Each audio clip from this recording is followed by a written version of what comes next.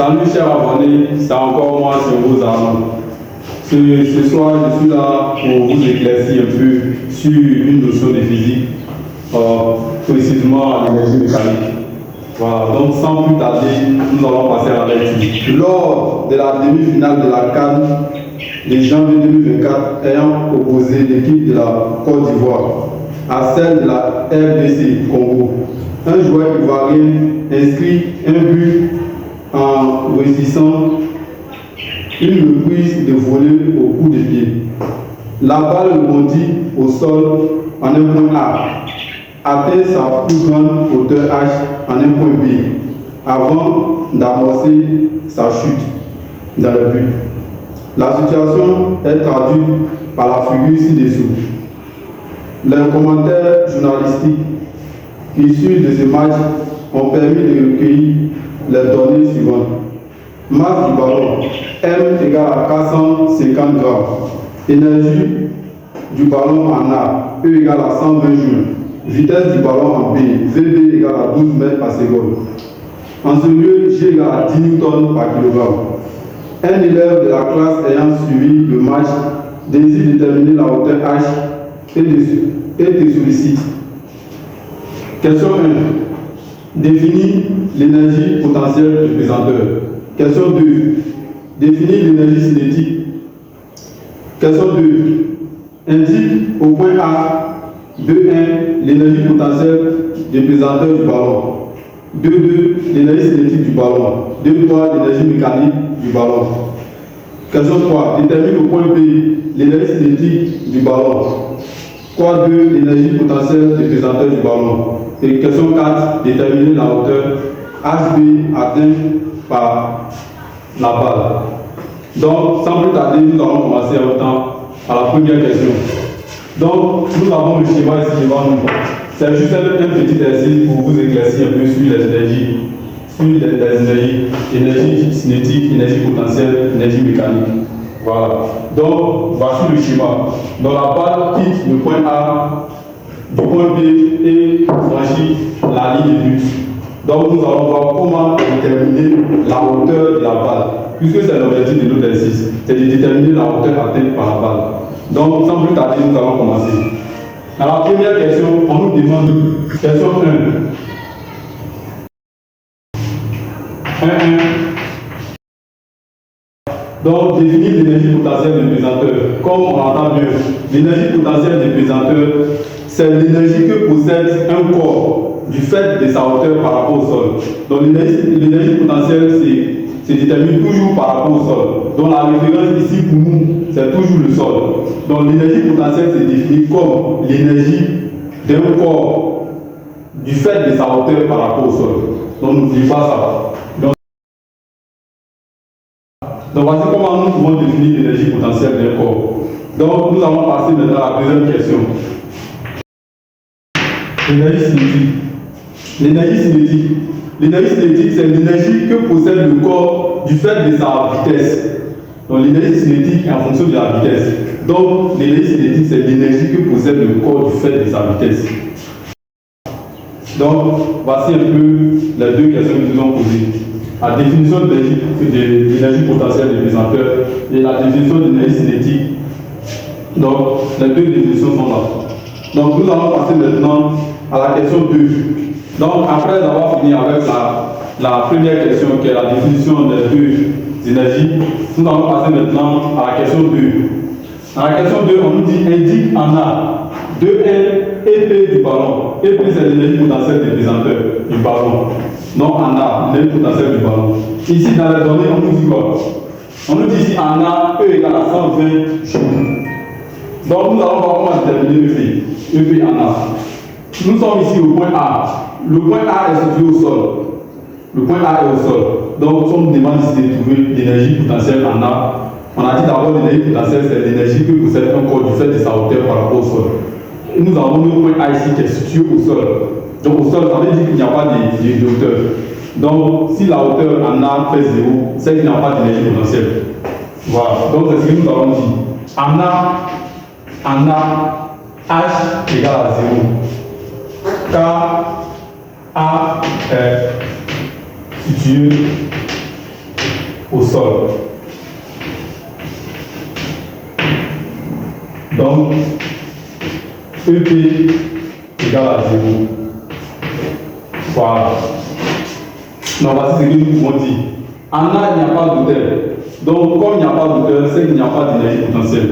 Puis l'énergie potentielle, c'est la hauteur qui définit l'énergie potentielle. Donc, pas d'auteur, pas d'énergie potentielle.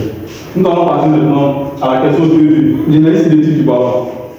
À la question 2, on demande l'énergie cinétique du ballon. À la question 2. Voilà. À la question 2, on nous demande de trouver l'énergie cinétique du ballon. Donc, l'énergie cinétique du ballon. En A, comme on le dit toujours, le point A est au sol. Donc, l'énergie du point A ici est directement l'énergie cinétique. Puisque en A, on nous a donné une énergie. On dit E égale à 120 joules. Donc, ce E qui est là, ça représente quelle énergie? Le E qui est là, ça représente l'énergie cinétique. Puisque au point A, il n'y a pas d'énergie potentielle. Donc, s'il n'y a pas d'énergie potentielle, c'est que l'énergie que possède le point A, c'est l'énergie cinétique. Forcément. Donc, au point A, en A, pas de EP. Pas de EP. Donc, EC A égale à E est égal à 120 joules. Voilà. Bien vrai qu'on n'a pas donné la vitesse du point A, mais on a donné une énergie. Et comme il n'y a pas d'énergie potentielle, l'énergie que le point A possède, c'est l'énergie cinétique. Voilà. Donc, nous allons passer maintenant à la question 2-3. On nous demande de trouver l'énergie mécanique. C'est toujours au point A. Donc, l'énergie mécanique, comme on le sait tous, l'énergie mécanique, c'est la somme des deux autres énergies. C'est-à-dire la somme de l'énergie potentielle et de l'énergie cinétique. Donc, on va juste écrire ça. EM égale à EMA égale à ECA plus EPA plus EPA. Donc, on a déjà trouvé EPA, on a déjà trouvé ECA. Donc, on peut trouver directement EMA en faisant simplement la somme des deux autres. Donc, c'est égal ici à 120 joules. 120 joules, car EPA égale à 0. Voilà. Donc, je justifie toujours. L'énergie mécanique, c'est égal ici à l'énergie cinétique plus l'énergie potentielle. L'énergie potentielle, le point A s'annule. Donc, la seule énergie que possède le point A, c'est l'énergie cinétique. Donc, l'énergie cinétique sera égale forcément à l'énergie mécanique. Donc, on va passer maintenant à la question 3. On nous demande de déterminer en B l'énergie cinétique du ballon. Donc, sans plus tarder, on va passer directement à la détermination de l'énergie cinétique au point B du ballon. Donc, l'énergie cinétique ici, comme on le sait, l'énergie cinétique, EC B, on sait toujours que l'énergie cinétique, par la formule, c'est 1,5 de mVb carré. Ici, pourquoi VB? Parce que ici, on dit au point B. Donc, ECB, ça fait 1,5 de mVb carré. Donc, ça, c'est la formule de l'énergie cinétique que nous connaissons tous depuis la classe de 3e. Donc, ECB égale à 1,5 de mVb carré. On nous a donné VB. Dans les données, on nous dit VB égale à 12 mètres à seconde. Et M égale à 450 grammes. G égale à 10 newtons par kilogramme. Donc, M ici,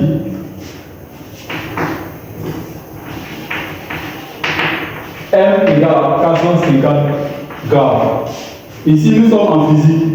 Donc, la masse est toujours en kilogrammes. Ça, il faut savoir. En chimie, la masse en grammes. En physique, la masse est toujours en kilogrammes. Donc, étant donné qu'on a donné ici la masse en grammes, nous allons convertir cette valeur en kilogrammes. Donc, on sait que quitter en grammes pour parler en kilogrammes, c'est comme si on reculait. Donc, on venait en arrière. Donc, quitter grammes par un kilogramme, on multiplie par 10 puissance moins 3. Voilà. Donc, ici, ça nous fait 0,45 kg. Donc, ça nous donne 0,45 kg. Donc, la masse maintenant, ici, B sera égale à 1,5 fois 0,45 fois 12 au carré. 12 au carré. Et ce résultat nous donne directement 32,4 joules. Donc n'oubliez pas, lorsqu'on finit de calculer, nous sommes en physique, en mathématiques, on n'a pas trop besoin des unités. Là-bas, les unités ne sont pas trop nécessaires. Mais en physique, lorsque vous finissez de calculer une grandeur physique, il faut forcément ajouter son unité. S'il n'y a plus d'unité, il faut forcément ajouter une unité. Si vous calculez la valeur, vous trouvez la valeur que vous ne mettez pas l'unité, c'est 0, mais si vous trouvez la valeur. Donc, nous trouvons ici ECB, nous avons ici 32,4 joules d'énergie. Donc, en question 3.2, nous allons passer maintenant à la détermination de l'énergie potentielle. Donc, nous allons passer maintenant à la détermination de EPB. Ici, EPB, je vais mettre la formule. EPB, on trouve MGHB. Voilà. Je mets la formule pour vous. La formule d'énergie potentielle, c'est MGHB. Donc, on veut déterminer l'énergie potentielle. Voici la formule que nous pouvons utiliser. Maintenant, la formule étant écrite, on va voir maintenant si on a toutes les grandeurs. Dans les données, on nous a donné quoi? On nous a donné M, la masse de 0,45 kg. On nous a donné G, 10 Newton par kg sur Terre. Et le HB, dans les données, nous n'avons pas HB. Donc, comme on n'a pas HB, ça veut dire qu'on va passer par cette formule pour calculer l'énergie potentielle. Donc, on va passer maintenant, on va essayer de voir s'il n'y a pas une autre méthode pour calculer cette énergie. Donc, la méthode que nous pouvons ici vous proposer, c'est la méthode de la conservation de l'énergie mécanique. Donc, la conservation de l'énergie mécanique dit quoi? Ici, la balle quitte un point A à un point B. Donc, la conservation de l'énergie mécanique dit, lorsque la balle quitte de A vers B, la balle n'est pas soumise à une force de frottement. Donc, comme la balle n'est pas soumise à une force de frottement, ça veut dire que l'énergie mécanique du point A sera forcément égale à l'énergie mécanique du point B. Sans force de frottement, parce qu'il n'y a pas de force de frottement. S'il y a présence de force de frottement, les deux énergies seront différentes. Mais étant donné qu'il n'y a pas de force de frottement, EMA égale à EMB. Donc c'est avec cette formule que nous allons essayer de voir si nous pouvons déterminer l'énergie potentielle. Donc on va aller. On a par la conservation de EM.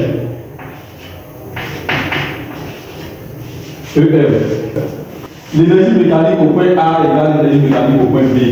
Car il n'y a pas de force de frottement, l'énergie mécanique se conserve. Donc, nous allons partir avec cette formule. EMA égale à EMB. Donc, EMA, c'est que EMA, c'est la somme de ECA plus EPA. Donc, ECA plus EPA. C'est égal ici. Par exemple, EMB. EMB, ça va être EPB plus ECB.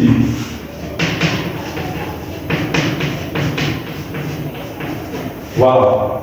Donc, EMB, EPA, nous avons déjà terminé plus haut. EPA est égal à 0. Donc, EPA égale à 0. C'est un peu que ECA égale à ECB plus EPB. Donc, EPB est égal à ECA moins ECB. Voilà. Donc, voici ce que la conservation de l'énergie mécanique nous donne. L'énergie potentielle égale à l'énergie cinétique au point A moins l'énergie cinétique au point B. Donc, comme nous avons ces deux grandeurs, nous pouvons bien calculer l'énergie potentielle. Passons à l'application numérique. EPB, ECA. Nous avons déjà appliqué. ECA, c'est ça qui est ici. 120 moins en 2,4. Nous avons 87,6 joules. EPB. Donc, voici la valeur de l'énergie potentielle au point B. Donc, nous allons passer maintenant à la dernière question. La dernière question, on nous demande de trouver la hauteur.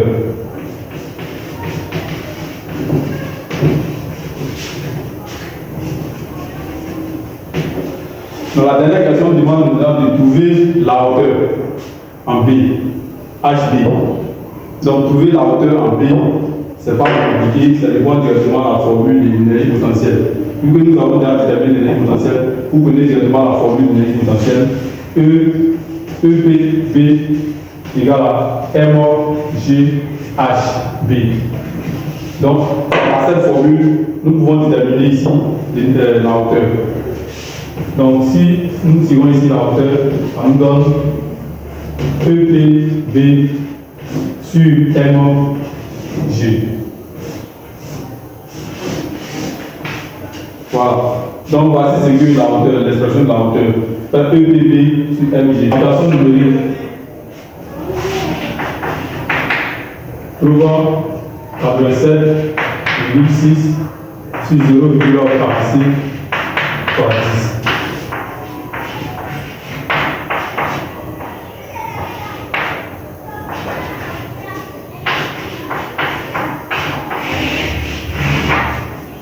Voilà, donc voici la valeur de la hauteur H.